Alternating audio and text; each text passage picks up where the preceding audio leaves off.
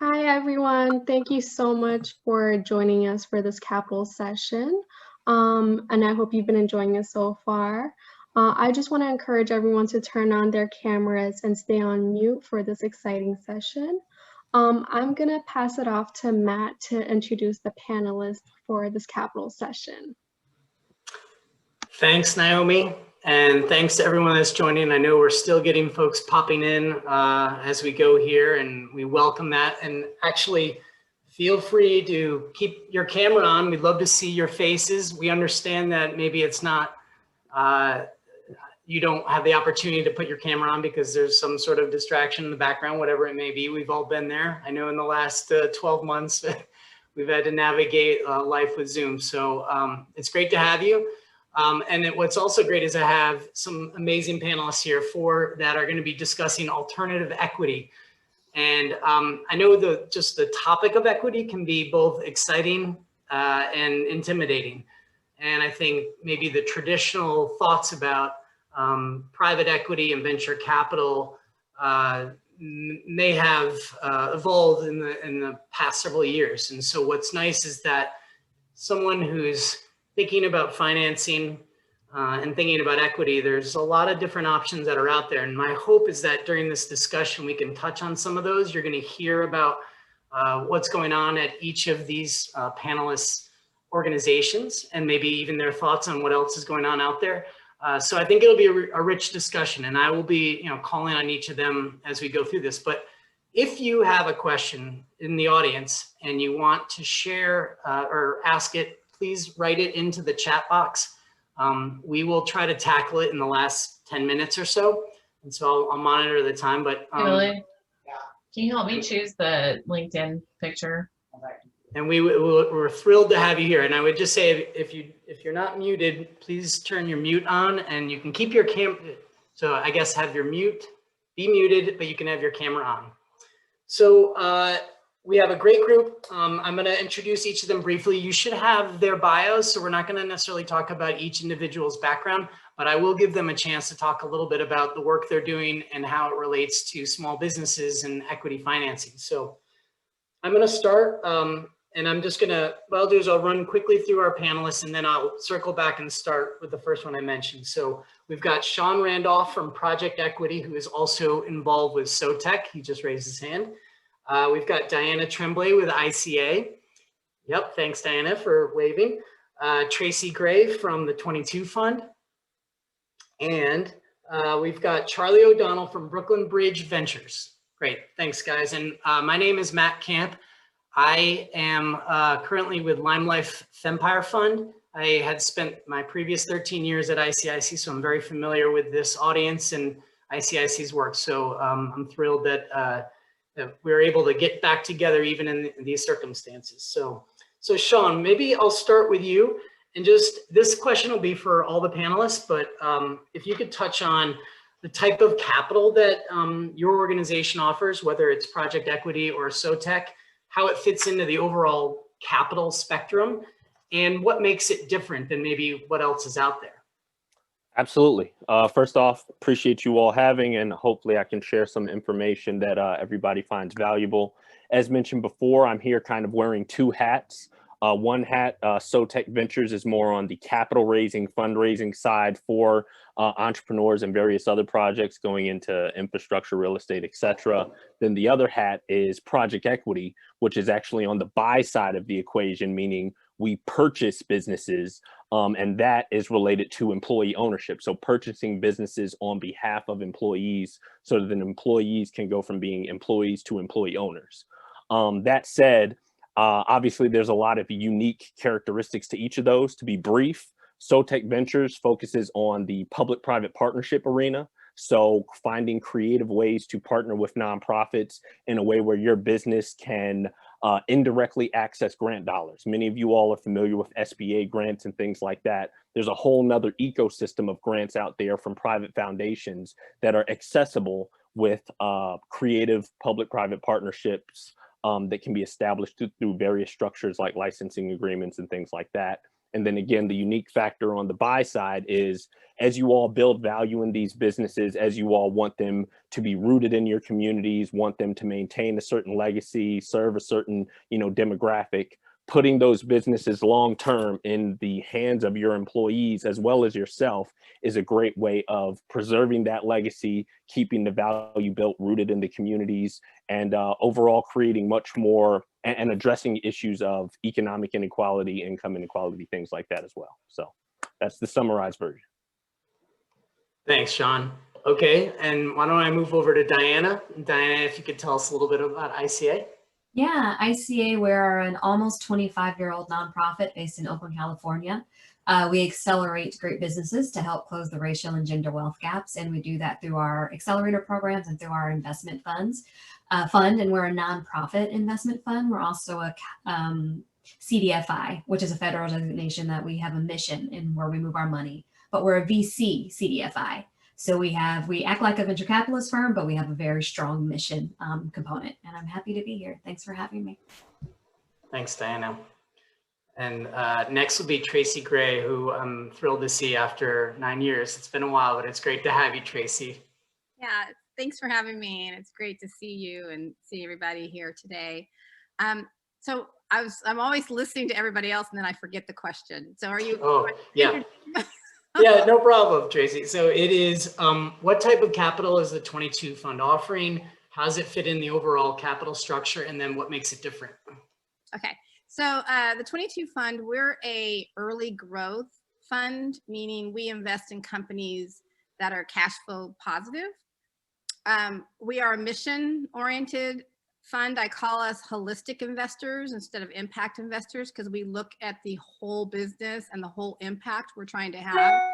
And so our mission is job creation in underserved communities and wealth generation for entrepreneurs of color and women.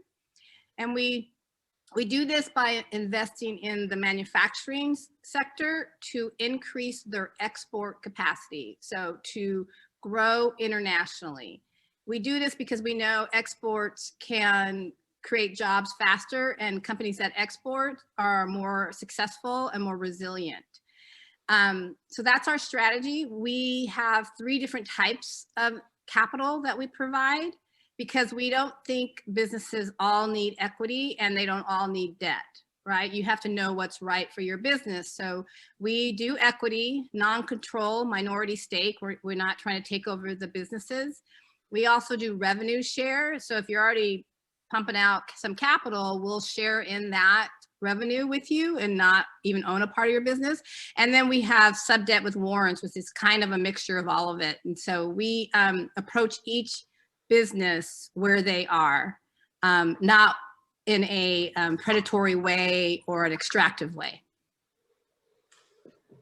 Thank you for highlighting those. And I know that some of our other speakers may touch on those subjects. I think that it'll be meaningful to the audience to hear about, like, oh, what are the different options and what do you look for and how does one actually go about tapping into those different sources of capital? So thanks for raising them, Tracy. We'll come back to those. And so next I'm going to shift over to Charlie O'Donnell with Brooklyn Bridge Ventures. And Charlie, if you wouldn't mind tackling that question, 3-part question. Yeah, sure. So Brooklyn Bridge Ventures is a early stage New York City based venture capital firm. So typical investment for me is to participate in financing rounds of companies of anywhere from $500,000 to about $3 million in total. That's not necessarily my check. That's all the money they'll raise in the round. The stage is anywhere from companies already producing revenue to, and I'll go backwards on this, to just 2 people in a PowerPoint. Sometimes it's can be super early. The consistent thing is that the entrepreneur has done the work to figure out that they are trying to build a sort of $100 million plus revenue business in the future. Obviously, they're a long way away if they just have a PowerPoint, but that's the eventual goal, is to build a larger sort of national scale kind of business. I focus on the New York City area. Most of the conversations that I have with founders obviously don't necessarily result in funding. It's, you know, I see about 2,000 deals in a year, and I probably do about 8 of them, just to give you a sense of the percentages. But many of those conversations, I try and still be helpful to just help somebody organize, like, here are some key questions. You know, I don't require warm intros. I do a lot of events. And sometimes it's just helpful enough to point out that venture capital may not be the most appropriate thing, and some other form of capital might be, or maybe they don't need any capital, and it's totally fine to not raise venture.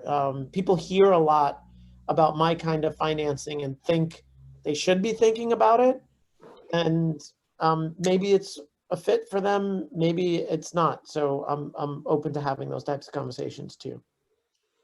Thanks, Charlie. I'm glad you raised that, because that's a good segue to our next batch of questions, which really comes down to what would be considered a yes, and what do you do with folks that are a no. Before I ask each of you about that, one thing I just want to highlight is that I too work with an equity fund, which is based within a corporate structure. So it's almost corporate venture capital. And we tend to target, well, we're very focused on women-based businesses that have women-led businesses that have a product or service that helps elevate women's confidence and or income earning potential. And as Charlie said, I don't actually see as many deals in a particular year, and we don't actually invest in that many businesses, but we have a network of sales folks that work for the corporation that are independent contractors. There's something like 30,000 of them who, if they can get behind a product or service, they can help with exposure and help with sales. So our hope is to identify companies that are a good fit within that structure. And I'm happy to address more of that later, but let me shift, and I may actually go backwards, because Charlie, you just talked about it a little bit and you might want to round it out, but what do you look for in the companies? And I know you're finding them early, like almost at concept stage, as well as all the way to revenue. But I think your point about helping out these entrepreneurs is really good, because I think people think of the equity conversation as adversarial. And I think right now you're seeing a lot of people, especially these panelists, who are trying to figure out, okay, I can't help everyone. Where would I direct you? So what are your thoughts on that? Yeah, so I think shows like Shark Tank, and some of you went through a version of Shark Tank in a previous panel, help perpetuate that stereotype, right? That it's the one shot, make it or break it, you know, kind of thing. And some of the folks on those panels are just mean, right? And unnecessarily so. And it doesn't necessarily have to be like that. But I think it is hard, even if it's, you know, even a polite no is hard to hear. It's your business, and it's, you know, it's very personal. And so for me, I think I don't think every person in my perspective necessarily does this, but I try and give direct feedback. I think there are too many investors that will say something like, that's interesting, but it's not a fit, and they don't say anything else. And it's like not really helpful at all, because if I'm not writing a check, there's a reason why. And as an entrepreneur, like, you want that reason why. You may disagree with it, but I think it's helpful to know why someone is saying no. So I always encourage the founders that I back to get that constructive no, to find out the reason. And it could be something you disagree with it. And let me tell you, I have said no to some very successful companies, right? So I am by far not always right. But I think in general, the ways in which I could be helpful are to direct them towards someone who has maybe done something similar in a particular area that could help them learn from, you know, other people's mistakes. 2, most of the time they're raising money to hire. And so if I could help on the hiring front, that's where a good chunk of the money is going to go. So, you know, trying to be helpful around hiring. And I think the 3 is sometimes people come to me so early when they don't have it all figured out yet. So if we can have an initial conversation, I could ask some questions and they can kind of come back another time, just figuring out what the questions they should be answering are is sometimes just as helpful, because we all know it's super early in the process, and a lot of these companies, they change and pivot over time. And so I always think of it as a first conversation, not a final conversation. Thanks, Charlie. And Shaun, do you have some thoughts on, what you like to see, and what do you think about in helping these entrepreneurs if you can't be the one that invests in them? Yeah, absolutely. But before I get into that, I actually want to co-sign everything Charlie said. Having been somebody that worked briefly in the VC arena, I just want to share really quick. The venture capital industry as a whole has done a great job at branding, to the point where now if you wake up as an entrepreneur, or you wake up tomorrow, you want to be an entrepreneur, the first thing you think about is, how can I get venture capital? When that's not necessarily the way to go, or it's at least not the only way you ought to explore. So it's important to know that there are many other options out there. Somewhat segueing into the question you asked, I think a kind of a fun fact to share, and these stats are a bit dated, so I apologize, but I want to say 2016, 2017, I believe the venture capital industry as a whole, at least as it relates to the US, deployed something around maybe 60 to 70 billion dollars. And I want to say the stats were that 60 to 70 billion went to, I think, 4,000 to 5,000 startups. That's it. 4,000 to 5,000 startups got that money. Similarly, what many people don't know, the philanthropic capital market, which I like to call it, which actually specifically relates to private foundations, also in that same time frame, also deployed around $60 billion. The difference is they deployed $60 billion into around 400,000 nonprofits. So the value proposition I always present to entrepreneurs is, do you want to compete to be one of those 4,000, or do you want to find a creative way to partner with one of those 400,000 who are connected to just as robust of a capital market that has drastically different cost of capital, drastically different access, so on and so forth. So I wanted to throw that out there. Now, to finally answer your question specifically, what do you need to look like in order to be a fit for that type of capital?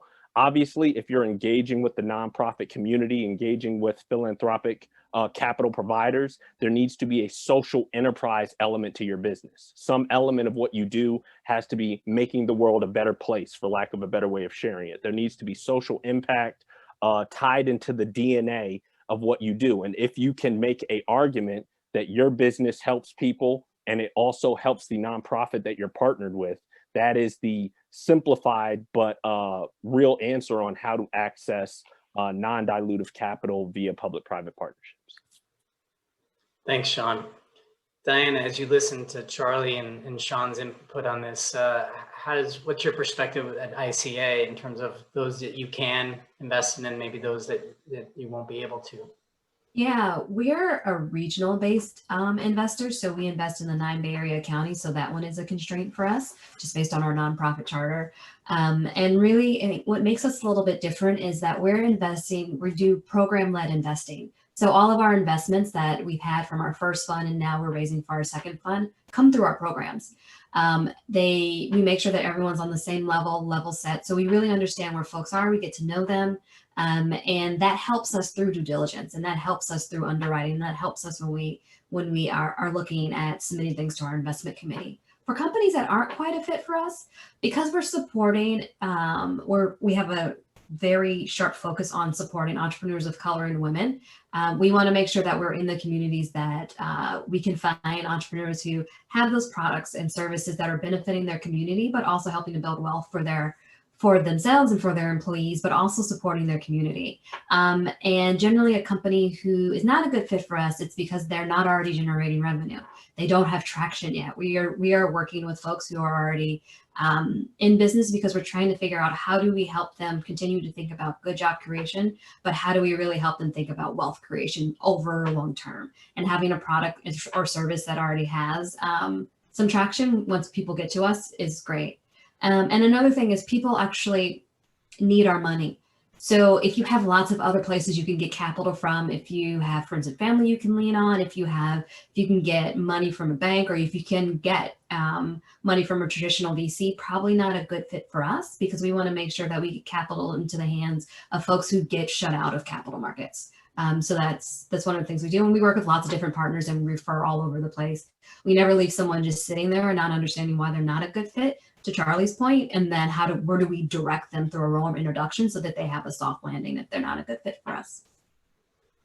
Thank God for people like you, Dianna, and the rest of the panelists. I mean, that's the kind of thing I think a lot of these entrepreneurs need and want to hear. And Tracy, given your background both in government and across, sort of the private sector, I mean, you probably are very familiar with the partnering aspect of finding organizations and the right fit. But what are your thoughts on this topic?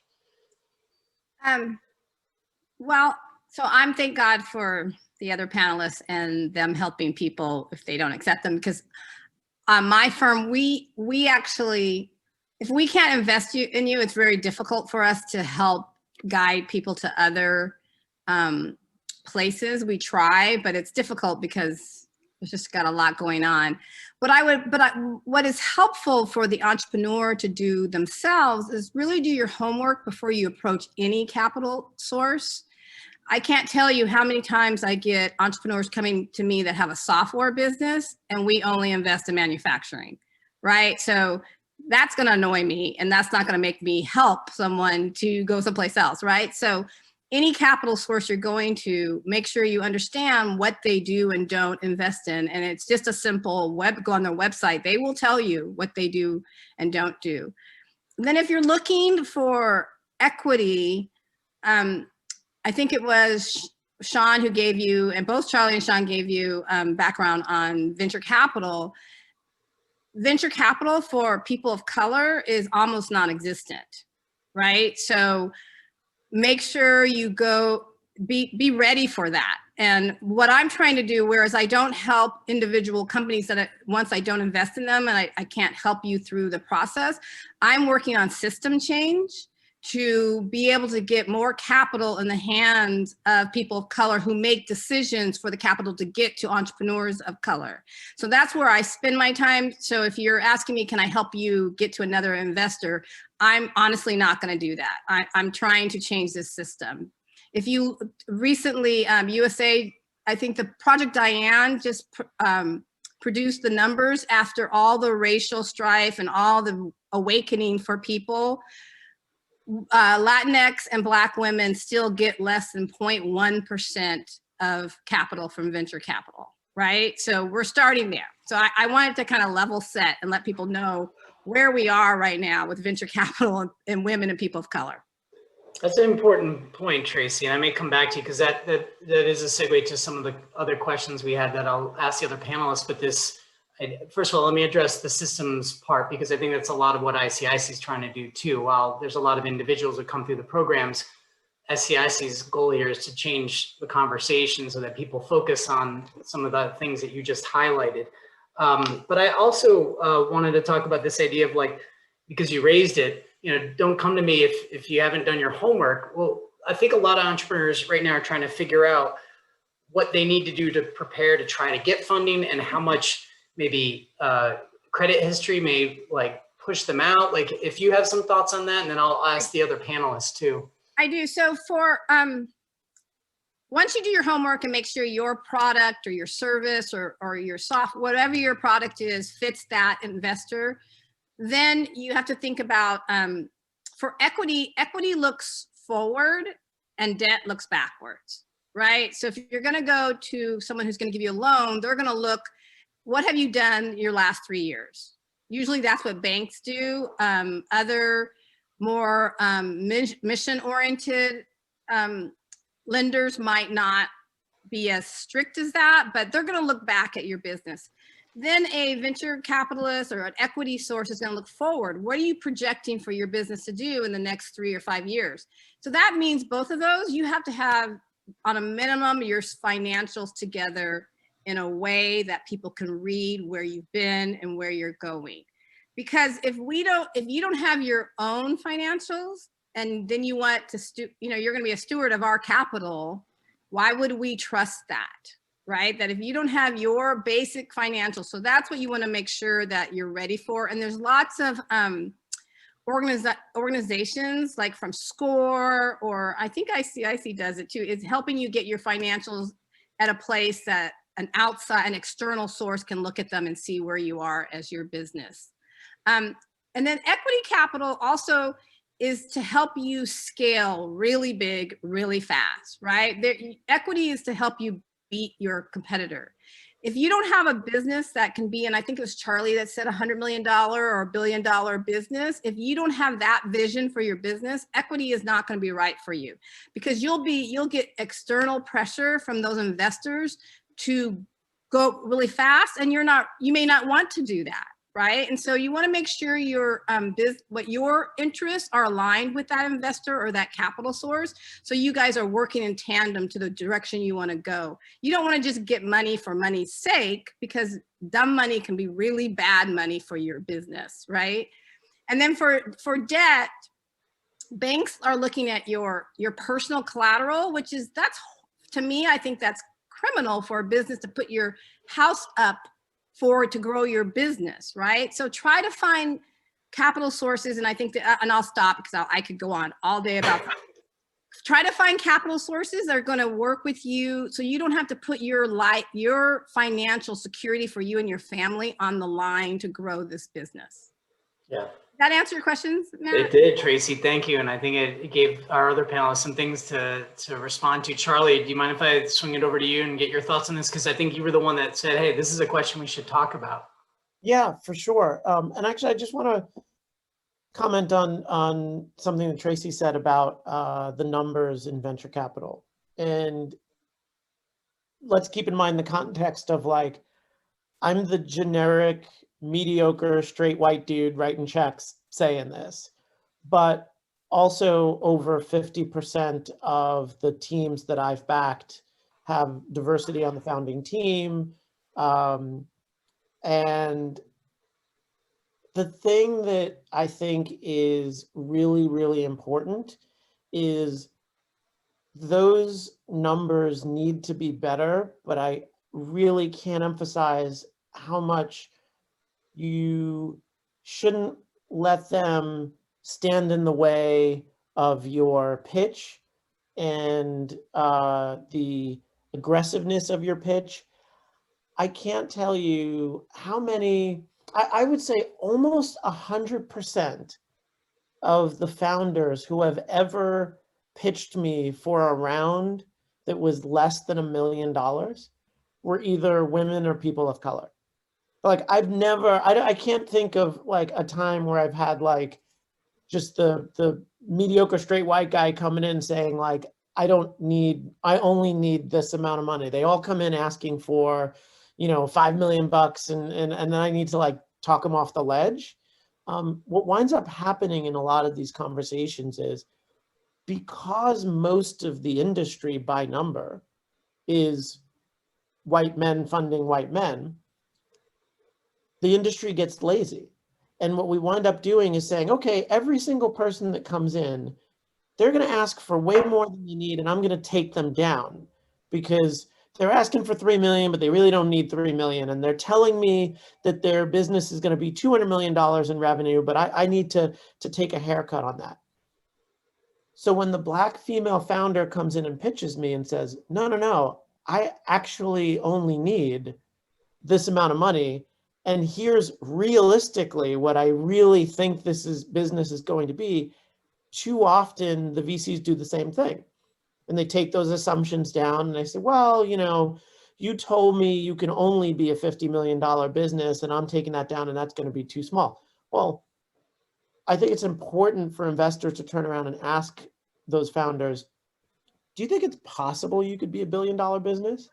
Do you think it's possible? Or the question I always ask is like, I know you're asking me for 500, but if I gave you $1 million, would you not know what to do with it?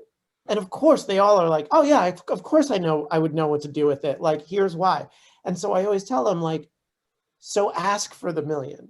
So ask for the, whatever the number is, like, make the big ask, because I feel like Otherwise, people are going to make a lot of assumptions they shouldn't about your level of ambition and all of that sort of stuff. So I can't single-handedly solve the venture capital funding problem among all of those categories. But what I can do is say, like, you know, make the big ask, and don't be afraid to do that. So, And maybe, and don't be afraid with, you're going to get some constructive feedback, and that's not where you go crawl in a hole. You got to like just tinker with some things and move on. And Shaun, I mean, I wanted to get your perspective on this because I'm sure you've seen a number of companies pass by and probably some that weren't prepared, but what advice would you give on this topic? So this conversation is starting to get heavy, which I appreciate. So I'm going to, I'll say this. I think what we're starting to get into is that there's also a cultural issue when we're talking about venture capital, as in when an entire capital ecosystem for so long was built on and operated without people of color or other underserved demographics in mind or involved. When you have an entrepreneur coming from a certain background or a certain demographic, they're almost being asked to conform to a certain way of thinking or a certain way of presentation, or you need to be more aggressive and you need to do this, you need to do that, because they were never in mind when all of this was going on for the last 20, 30, 40, 50 years or what have you. But that's a whole nother subject. What I will say as far as advice, and I'll be honest, my advice is avoid venture capital. And I'm, as a ex-VC, I would say it is the most expensive form of capital in most cases, unless you fit that very specific profile, high growth, you're going to be $100 million plus company, so on and so forth, which it's okay if you're not going to be that. You are not a lesser entrepreneur if you're not going to build a $100 million or $1 billion business. A $10 million business is awesome. A 20 million, so on and so forth. So that said, for most people, avoid venture capital, because what might happen is you're going to get jumbled and jacked up and confused because you're going to adjust your business model and your pitch and everything about what you're trying to do based on what a venture capitalist wants to hear and see, and in the process ruin a sustainable small business or mid-sized business that you actually have, that if you would just approach a different capital provider would be completely happy with the way you were planning on growing originally, maybe with some tweaks. So yeah, I'll stop there. Good advice. And Shaun, thank you for touching on what are some bigger systemic problems here that I think we all have to address. Dianna, Shaun talked about this a little bit. I definitely want your thoughts on kind of how companies should think about preparing to ask for capital, whatever format that may be. But maybe we could also transition into like what other organizations or other pathways outside of ICA would people consider? I know it depends on the situation, obviously, but if you have some thoughts on that, it would be great to segue into that topic.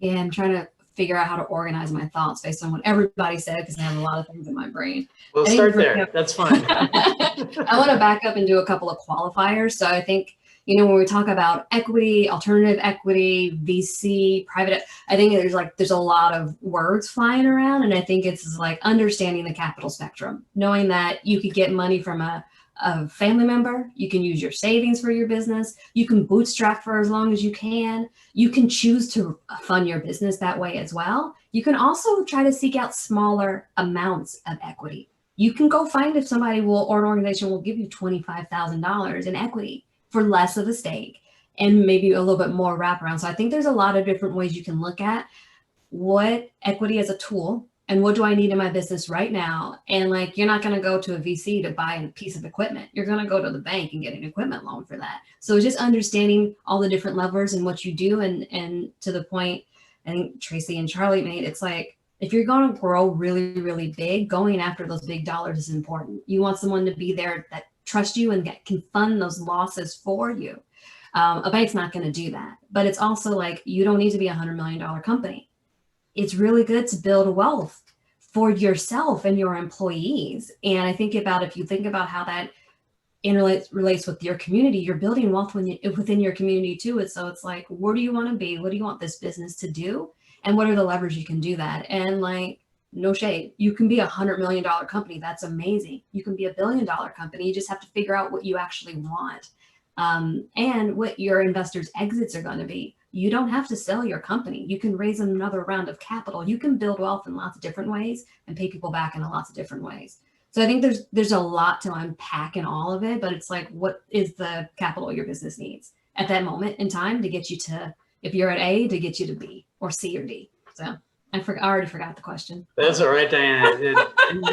There's some good stuff I don't there. know what to answer. I'm also realizing that, like, Charlie and Tracy, you are, at least you guys, and maybe Shaun has done this too, you're actually responding to people in the chat. So it may be that there are some more specific questions that if our panelists have the capacity to answer it, that certainly could address it that way. But Diana, you touched on this, and maybe I'll go to Tracy next on this. And this is something that Shaun had raised before this panel started, which was, this idea of alternative capital, opening the door to alternative exits. So things like co-ops, employee stock ownership plans, employee ownership conversions. I mean, I wonder if you had any thoughts on any of that, or how people could think about alternative approaches. So like I said, I'm trying to figure out a way to change a system that was not created for us, and there's no incentive for it to change for us, meaning women and people of color. So when I took, from the last time I saw you, Matt, I took about 5 years to come up with a strategy that wasn't predatory, right? What I'm trying to do and find ways to invest, and then for the companies to exit where they don't feel like they have to lose their company if they don't want to. We're not doing what we call around venture capital spray and pray, which is, you throw a bunch of businesses on the wall and hope one sticks out of 10. We actually want to invest in businesses that are growing, and they will grow to a point where we'll get our money back and then some, and the company's happy and we'll get some money back. So we're actually looking at the employee buyback. We're looking at different ways that companies can exit so they don't have to lose their businesses. There are, and I think Charlie could probably, I think it was Charlie who spoke about the different types of alternative ways to exit. That's your question, right, Matt? I don't know why I can't keep your question in my mind. Probably because I'm trying to there's so much being tossed out here that I want all of your perspective on everything, but try to keep up. Yeah, I think where we've shifted is at least, and I'm welcome any responses to earlier questions, but this idea of if it's not like traditional equity or traditional debt, what are some other things that people can think about? What's creative? What are you guys seeing out there that's unique? Yeah. I remember what I was going to say. Foundations. Okay. I think Diana made me think of that. Foundations, but people don't know. Foundations have two sides where they can invest and deploy capital. One is on their program granting side, and then one is their actual endowments where they make investments. And one's called program related investments, and the other is mission related investments. The program related investments, they don't have to just be grants. They can make an investment in your company if your company meets their programs.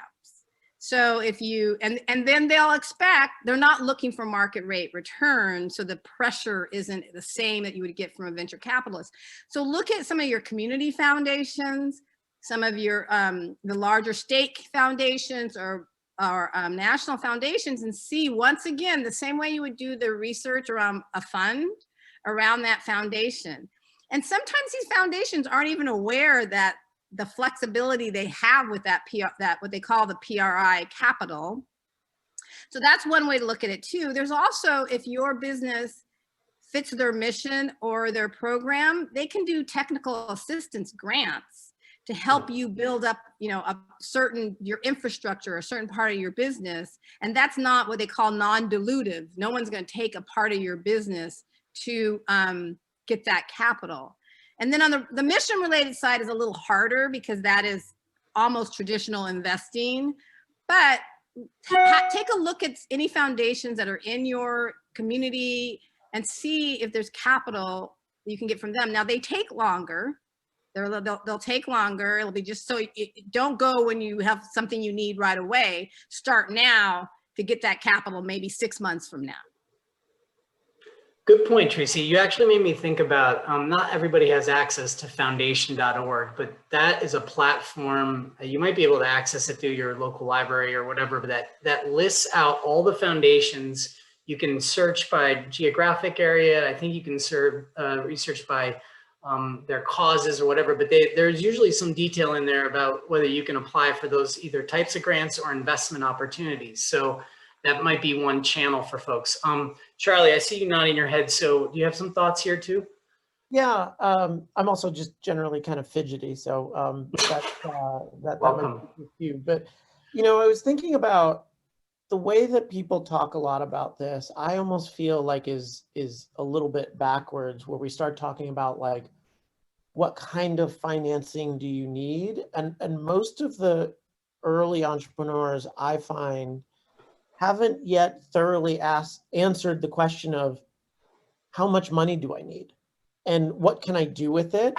And I would spend so much more time having really good answers to that than figuring out sort of, okay, like, how much risk am I willing to put on the business? Like, do I want to be the owner of this business forever? And what fits my criteria? I'll tell a quick story about a company a friend of mine had started called ESL Works. And ESL Works was an education company started by Rachel Nemeth, who was training back of house employees at restaurants who English was not their first language.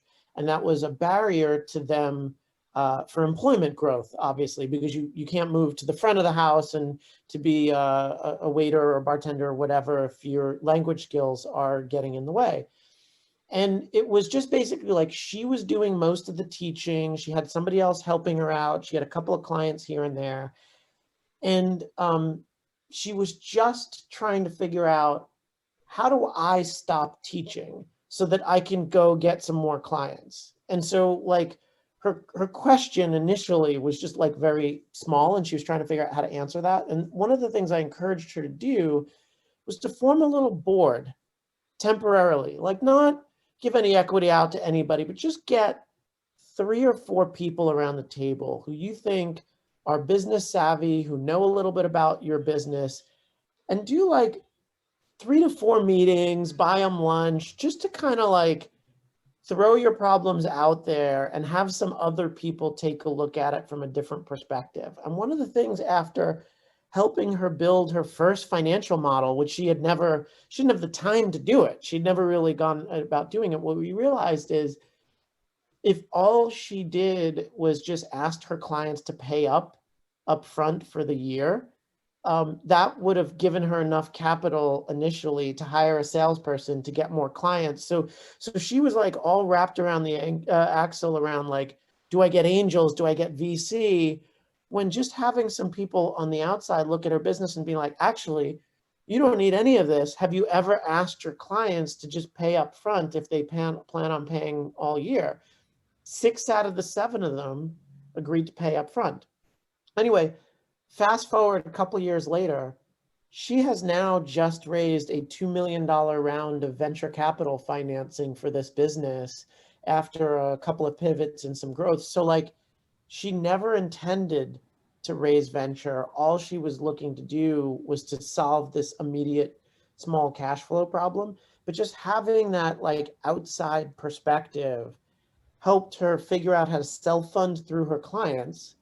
But then later down the line, when she was ready, she was able to get like top tier venture capital financing when she got to the business to a stable place. So the thing I was just encourage is like, let some other smart people around the table take a look at your business to help you iterate, to help you plan, to think about what you would do with more capital, to think about creative ways, and before you worry too much about knowing whether you need venture or debt or where to go for it or all that sort of stuff.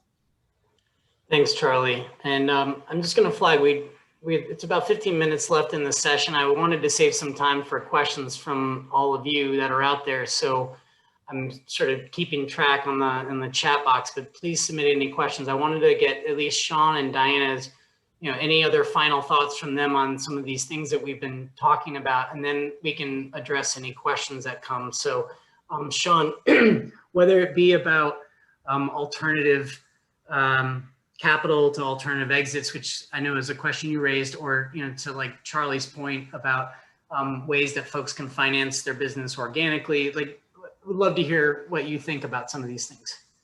Yeah, I'll make two final points. The topic of foundations has come up multiple times now. I'm going to put in the chat right now a link that's related to the SDGs, the Sustainable Development Goals. This particular link, if you go through each SDG, it will list the top 10 to 15 foundations that back this cause. So if the issue is, hunger and food and nutrition, you click that and it'll say Bill and Melinda Gates Foundation, so on and so forth, so on and so forth. And that's where you can begin exploring what Tracy and Dianna brought up with the PRIs, the MRIs, so on and so forth. So I encourage people to research that. Secondly, regarding the alternative exits, the relevancy of that is we're all talking about, alternatives to traditional investment. Well, looking at the longer view, if you're going to pursue an alternative, then there needs to be an alternative end game. If you're not going to go the venture capital route, that means that there's probably a less likely chance that you're going to have a strategic acquirer at the end. You're not necessarily going to build a business that's going to be bought by Microsoft or Target or something like that.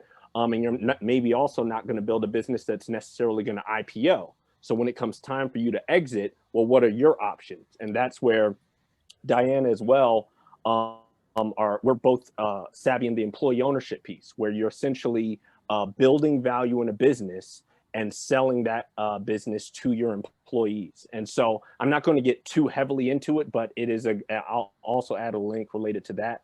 But it's a great way to still build a business in a sustainable way, still achieve a market rate exit at the end of your tenure, whether you're looking to move on when it comes time to retire, what have you, and then still putting that business in the hands of the people who've helped you build it along the way, which ideally, if you're coming from an underserved community, is also putting that business into the hands of folks that have been underserved themselves. So that would be my last 2 cents. Thanks. Sorry, Shaun, I was typing a response to somebody who had asked what IPO stands for, so I put that in the chat. But Dianna, any other final thoughts from you before we open it up for participant questions? Yeah, I just, in thinking of like all the different forms of capital, I agree. You have to understand what you want, where you want your business to go, what you actually your actual capital need, and if you can't get the whole thing, how do you phase it out, and who can you go to get those phases? And you can mix getting debt and equity. I think it just really is dependent. I wanted to share a couple of other organizations who do work similar to ICA, as far as where is CDFI, Community Development Financial Institution. The federal government gave us that designation, and we're a fund. So there's Launch New York for folks in New York. You can look them up. There's the Kentucky Highlands Investment Group. You can, if you're in that area. I think it's like mission-based folks who also are doing investing, but that might be a little bit friendlier and looking for less return. And sometimes just getting your money back on a convertible note is fine for some investors. I see Tracy's face. She just made a face. And then there's also the National Community Investment Fund. So I think there's lots of different alternatives out there. I think it's just doing a lot of research, and like some investors want high returns, some don't. Some are community-based, some aren't. It's just figuring out what best aligns with what you want for your business and how you want to control that business and manage it through. That's my last thought. Thanks, Dianna. Shaun, I am gonna tap into the questions we're getting here in the chat, and I'm kind of going up and down. But one thing that got raised just recently, but I saw it earlier, was this thing that you had mentioned about how the pool of capital is broader for nonprofits than it is for for-profit entities. And then, another question is like, hey, should I be a nonprofit rather than a business? Can you just maybe expand on that a little bit? Yeah, great question. I'm gonna try to cram a lot into an answer really quick. So in general, is philanthropic capital, i.e. grants, PRIs, MRIs, are they more accessible than venture capital and some more private forms of capital? In general, yes. Part of the reason for that is foundations are actually legally required by the IRS to deploy at least, I think, 5% of their total endowment in the form of grants on an annual basis. And if they don't do that, they risk losing their charitable status. So, for instance, the Bill and Melinda Gates Foundation, which I believe has, billions of dollars in their endowment, they have to deploy 5% of whatever that number is in the form of grants out each year, which means whether the economic cycle is up or down, foundations are giving money. They may contract a little bit, but for the most part, they have to give out money, which kind of organically makes it more accessible. However, the caveat is, well, you only typically are able to access that money if you are a nonprofit, hence why people say, oh, well, should I just start a nonprofit? Technically, again, yes, that would make it easier, but the problem with a nonprofit is you're probably not going to build wealth because nobody owns a nonprofit. It's owned by the community. It's controlled by a board of directors. If the nonprofit grows and becomes more valuable, you or a group of people or the employees do not benefit from that. So public-private partnerships provide that middle ground where you still create a for-profit entity, but you align your product or you align your mission with that of many of these nonprofits that are getting funding in that same space.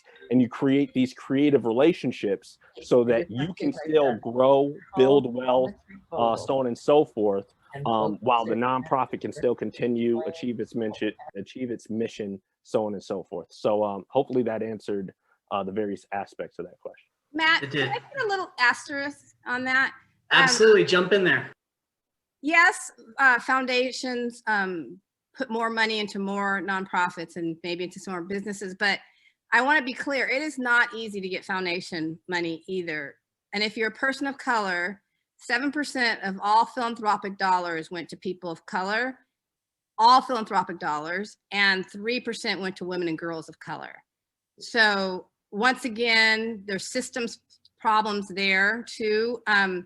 The process to get foundation dollars, which is why I said 6 months, is very hard to get. And sometimes you have to be invited. So those networks are also can be as closed as the networks in venture capital. So I want to I say this so that everyone's realistic. There's not a magic pot at the end of the rainbow of philanthropic dollars. It's a lot of work. If anyone's filled out a grant, you know what kind of work that takes. So just be aware of that. And once again, do the homework to see how long, how you get it. Are you fit? Because you don't want to spend all that time going through the granting process and then they tell you, oh, you're not the right fit for us. Yeah. And if I could just add to that too, really briefly, let me clarify. I'm not encouraging you all as businesses to pursue those grants. I'm encouraging you to partner with the organizations that already have a long history of securing those grants. So yes, it's a long process, typically 6 to 9 months, but there are ways it can creatively be done where you are not going through those grant applications and having to do all the red tape related to that. You let your partner do that and you essentially become a line item in the grant. I know that may not make sense, but happy to expand later. Another question that, Charlie, I thank you for addressing in the chat, but I think to expand it a little bit, you had mentioned like a small board, maybe it's a temporary board or a board of advisors. And I think you had responded, sometimes it's a friend who can really, call you on something that may not sound realistic or whatever. But if folks don't have friends that they can tap into, how do they go about finding the right types of advisors or resources that will either help them navigate this kind of stuff or be a check on them? Because I think a lot of these entrepreneurs are by themselves. They feel alone. They're trying to figure this out. Yeah, so this is a place where I would say you want to do some really careful treading, because there are a lot of people who are very eager to charge for their time for entrepreneurs, people whose resumes sound very impressive and can be very expensive. And now sometimes you need to hire some of these folks and it could be totally worth the money. But I think about it just, much more simply when I think back to when I suggested that Rachel had put this together. She knew, I suggested get somebody who knows your space, right? So if you're a food company, another food entrepreneur who's a few years more successful than you are, or somebody who has exited a company. And I think a lot of people don't make those asks because they get caught up in like, but I can't pay them, or what are they going to want from me, or whatever. And there are a lot of people who, you know, maybe have had successful careers, who are winding down from their business, who are actually looking for something to do.